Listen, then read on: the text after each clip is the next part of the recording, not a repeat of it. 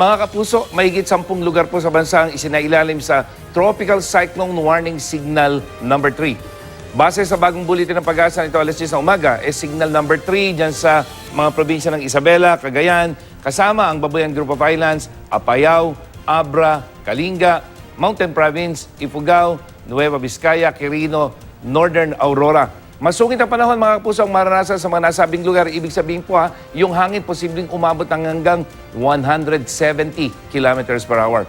May banta rin ng storm surge o daluyong sa mga baybaying lugar. Ang storm surge po sa Cagayan at Isabela, posibleng umabot sa 6 na metro ang taas. Isinailalim naman sa Tropical Cyclone Warning Signal number 2 ang Batanes, Ilocos Norte, Ilocos Sur, La Union, Benguet, Pangasinan, Tarlac, Nueva Ecija, Southern Aurora, Northern Zambales at posible rin po ang storm surge sa mga coastal areas doon sa mga probinsya sa may tabi ng dagat. Isinailalim naman sa Tropical Cyclone Warning Signal number 1 ang Metro Manila, Southern Zambales, Pampanga, Bulacan, Bataan, Rizal, Cavite, Batangas, Laguna, Quezon kasama ang Polillo Island, Northern Occidental Mindoro kasama ang Lubang Island, Northern Oriental Mindoro, Masbate, Marinduque, Camarines Norte, Camarines Sur, Catanduanes, Albay, Sorsogon, Burias at Ticao Island at ang Northern Samar dyan sa may Visayas. Namatahan ang mata ng bagyo sa layo na lamang 540 kilometers dyan sa may silangan o east ng Baler, Aurora kanina pong alas 10 ng umaga. At may taglay pa rin itong lakas ng hangin na 205 kilometers per hour malapit sa gitna at malakas na bugso ng hangin 255 kilometers per hour. Ang inaasahang kilos nito ngayon, northwest, sa bilis naman na 20 kilometers per hour. At sa forecast track ng Pag-asa, mga kapuso, kung hindi magbabago yung bilis ito, mga alas 2 ng madaling araw, posibleng tumama yan dito sa may Cagayan, Isabela area, tatawirin ang mga probinsya ng Kalinga, posibleng Apayao, Abra, Ilocos Norte, at pagdating ng alas 4 ng hapon, posibleng nandyan na yan sa may West Philippine Sea, patungo naman sa may China.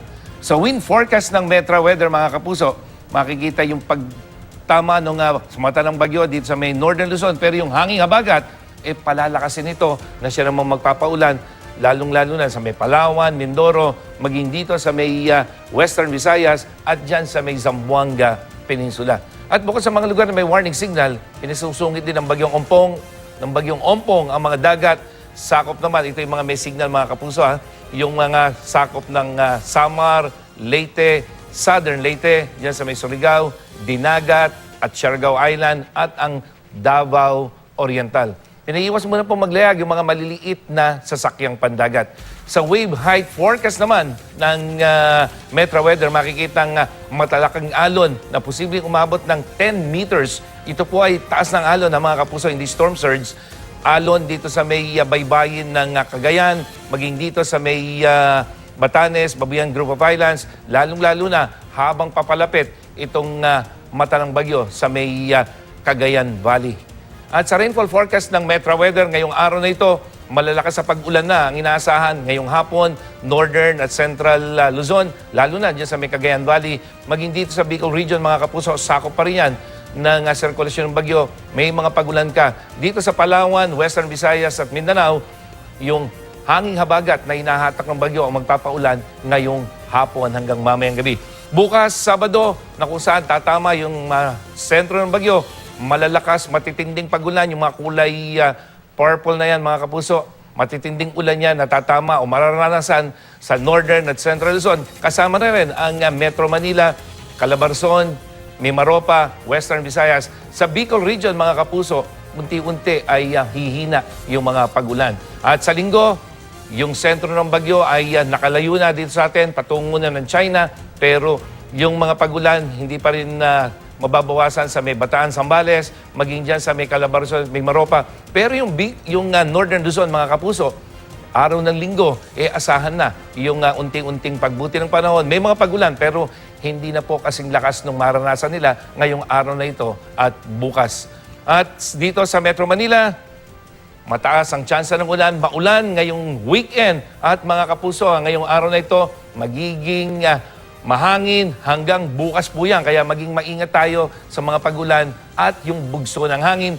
Pero sa araw ng linggo, mababawasan na yung ihip ng hangin pero meron pa rin mga pagulan. So sa mga lalabas ng bahay sa Metro Manila, dapat po maging IM ready kayo.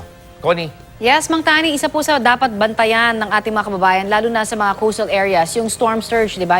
Yung daluyong. Pakilarawan po sa amin, gaano po ba ito kataas at dapat ba silang lumikas dahil dito?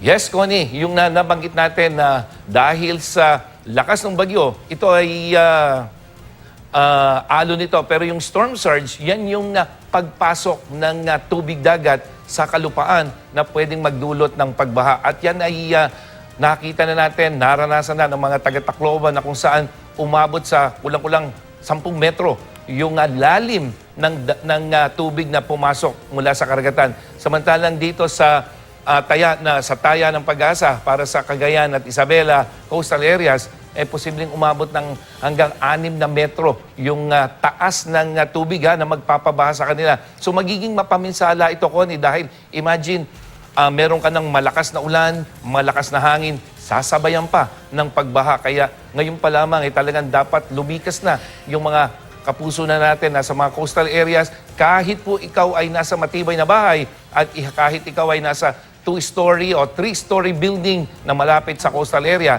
hindi nangangahulugan na ikaw ay ligtas na Connie. Lalong-lalo na kung yan ay babayuhin muna ng hangin tsaka sasabayan ng unti-unting pagtaas ng tubig. Connie, yung storm surge ay hindi parang tsunami na isang malaking alon bigla na lamang darating sa iyong kabahayan o dyan sa kabahayan o sa isang komunidad. Unti-unti yung pagtaas ng tubig na itinutulak ng malakas na hangin mula sa dagat patungo sa Pampang, Connie. O napag-uusapan na rin po natin yung storm surge kasi ang sinasabi maging dito po sa Manila Bay, maaari din tayo makaranas niya na at least 2 meters daw, Mang Tani. Yes, Connie, ang mangyayari kasi kung titingnan natin yung wind map ng pagdaan ng bagyo, makikita mo na kapag lumagpas yung bagyo dito sa may Luzon, yung hangin na malakas babalik papunta ng Manila Bay. So yung malakas na hangin na yan, Connie, parang yung malakas na hangin na magbibigay ng storm surge dito sa Cagayan at Isabela, gayon din ang mangyayari.